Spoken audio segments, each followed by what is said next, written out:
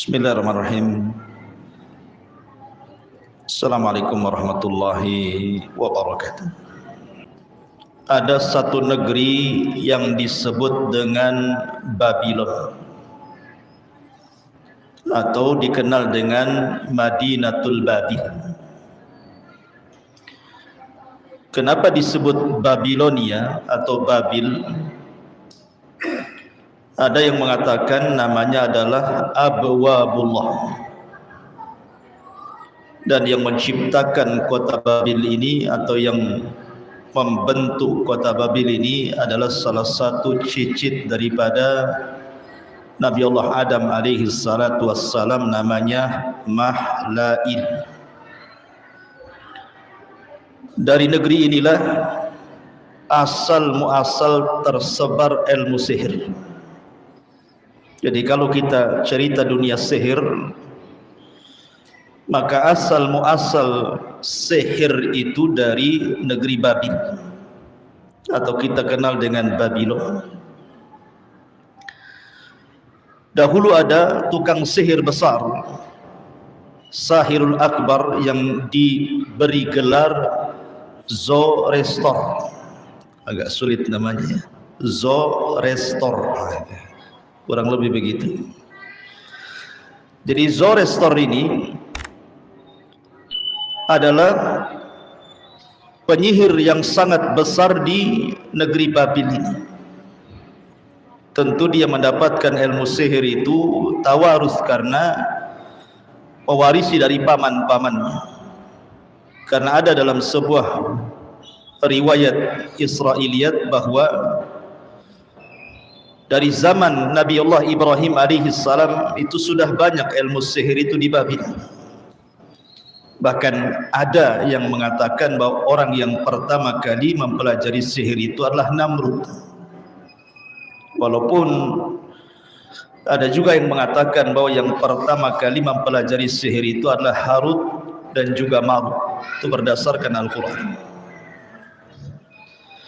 Lah Zoroaster ini dialah yang mengembangkan ilmu sihir di Babylon.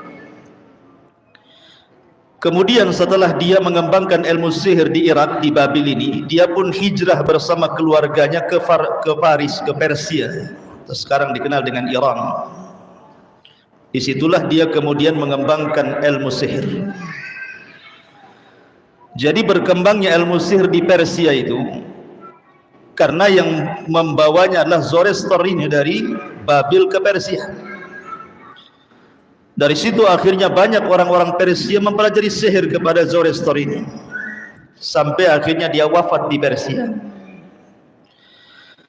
Sehingga dengan wafatnya Zoroaster ini, banyak orang-orang dari mana-mana negeri mempelajari sihir dengan menghabiskan biaya kemana? Ke negeri Babil, karena tahu Zoroaster itu dari Babil. Jadi banyak orang yang datang ke Babil kemudian mempelajari sihir di situ. Lah ketika kemudian kesyirikan di mana-mana, sihir di mana-mana di Babil ini, maka Allah Subhanahu wa taala utus ke negeri tersebut seorang nabi yang kita kenal dengan Nabi Allah Sulaiman alaihi assalam.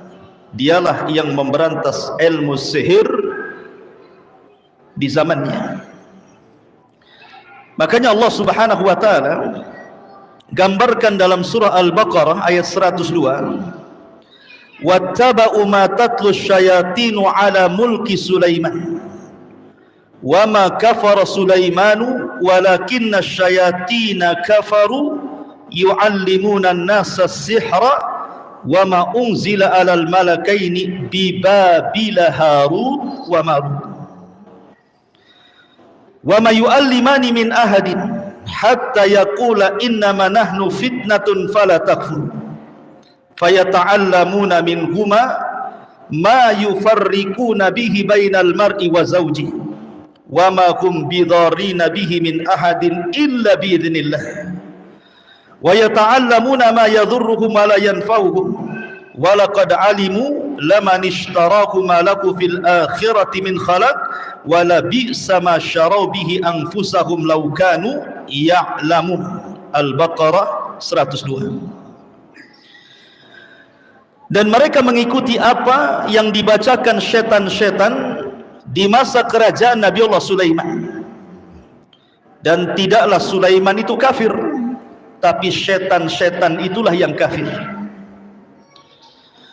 Mereka mengajarkan manusia ilmu sihir, dan apa yang diturunkan kepada dua malaikat di negeri Babylon, Harut dan Marut. Dan tidaklah keduanya, maksudnya Harut dan Marut, mengajarkan sihir kecuali berkata, sesungguhnya kami hanya menjadi fitnah, maka jangan kufur. Tetapi mereka mempelajari dari keduanya apa yang bisa memisahkan seseorang dari pasangannya, dan tidaklah mereka memberikan madarat kepada siapapun kecuali karena izin dari Allah Subhanahu wa taala, dan mereka mempelajari apa yang memadaratkan mereka dan tidak memberi manfaat kepada mereka, dan sungguh mereka mengetahui bahwa apa yang mereka lakukan mereka tidak akan dapat bagian di akhirat.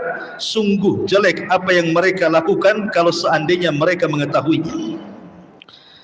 Ayat ini ma'asyiral muslimin yang dimuliakan Allah Azza wa Jalla adalah sebagai tonggak sejarah ilmu sihir berdasarkan nas Al-Quran. Jadi ketika Zoroaster tadi mengembangkan ilmu sihir di Babil dan juga di Persia, sehingga akhirnya banyak orang yang mempelajari sihir, maka Allah Subhanahu wa taala utus Nabi Allah Sulaiman. Lah Nabi Allah Sulaiman inilah yang kemudian memberantas seluruh perdukunan. Seluruh tukang-tukang sihir itu diancam. Kalau mereka tidak tobat, kalau mereka tidak mengembalikan buku-buku sihir mereka, maka mereka akan dibunuh. Akhirnya kemudian Nabi Allah Sulaiman mengutus Asif ibn Barkhiyah yang kemarin saya ceritakan. Asif ibn Barkhiyah ini untuk mengambil seluruh catatan-catatan ilmu-ilmu sihir di zaman Nabi Allah Sulaiman itu, kemudian dikumpulkan dari satu peti. Lah kemudian Nabi Allah Sulaiman alaihi salam setelah berhasil kemudian menaklukkan seluruh tukang sihir, karena bagaimanapun tukang sihir itu referensinya kan jin, sementara jin kan sudah tunduk kepada Sulaiman. Jin-jin itu tunduk ya, semua tunduk kepada Sulaiman, termasuk awan, binatang buas, hudhud, macam-macam lah. Kisah-kisah mukjizat Sulaiman itu lebih ke mirip sihir, tetapi bukan sihir itu mukjizat. Karena ketika para nabi itu dibekali mukjizat, pasti akan disesuaikan dengan kebiasaan kaumnya. Contoh Nabi Musa alaihi salam, karena kaumnya juga mempelajari sihir, maka mukjizatnya kurang lebih saja mirip sihir tapi bukan sihir. Nabi Isa bin Maryam di zamannya ilmu kedokteran luar biasa, maka Isa pun diberikan mukjizat lebih kepada ilmu kedokteran, menyembuhkan penyakit lepra, menyembuhkan penyakit buta, bahkan bisa menghidupkan orang mati karena izin Allah Subhanahu wa taala, termasuk Rasul. Kenapa mukjizatnya Al-Quran?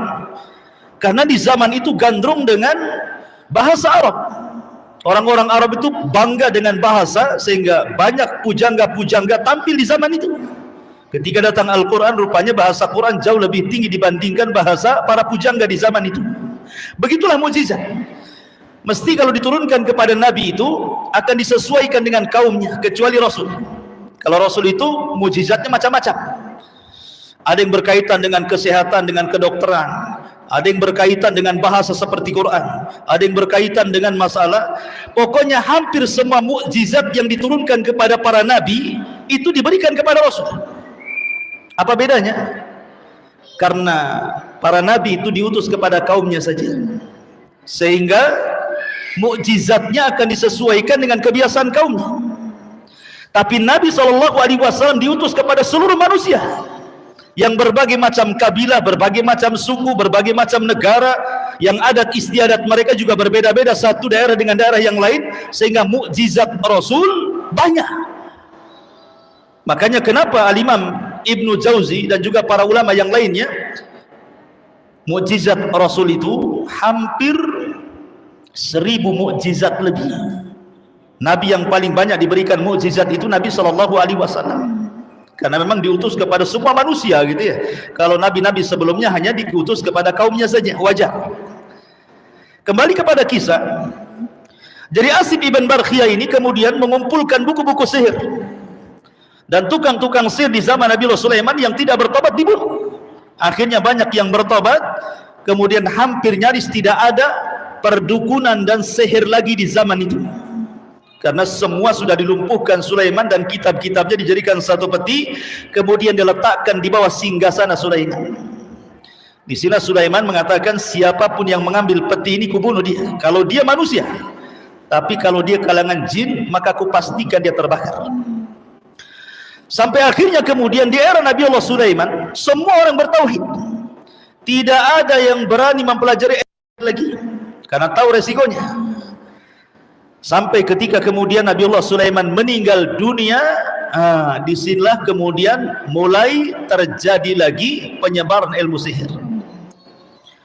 Ketika iblis ini atau jin-jin yang jahat ini ingin mencuri buku-buku sihir yang diletakkan oleh Sulaiman di bawah singgasananya, mereka tentu tidak bisa, karena wasiat Sulaiman kalau yang mengambil jin pasti terbakar.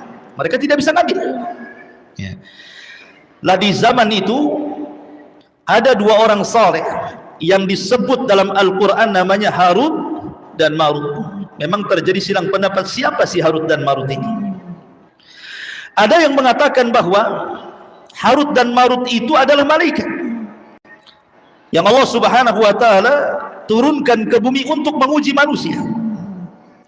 Ada yang mengatakan Harut dan Marut itu syaitan yang mengajarkan sihir.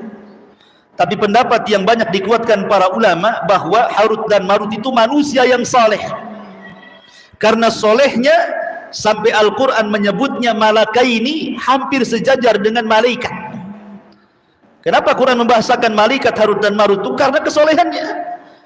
Karena ada manusia itu kalau soleh bisa melebihi kesolehan malaikat, kan begitu. Jadi manusia itu bisa di atas para malaikat, atau mungkin justru di bawah binatang ternak. Ulaika kal an'am bal hum adhal. Bahkan mereka seperti binatang ternak atau mungkin lebih rendah daripada itu. Jadi manusia itu tergantung kita, mau di atas malaikat atau mau di bawah binatang. Terserah, kan begitu. Laqad khalaqnal insana fi ahsani taqwim tsumma radadnahu asfala safilin. Kemudian menjadi rendah asfala safilin, dengan serendah-rendahnya. Lah Sulaiman meninggal dunia.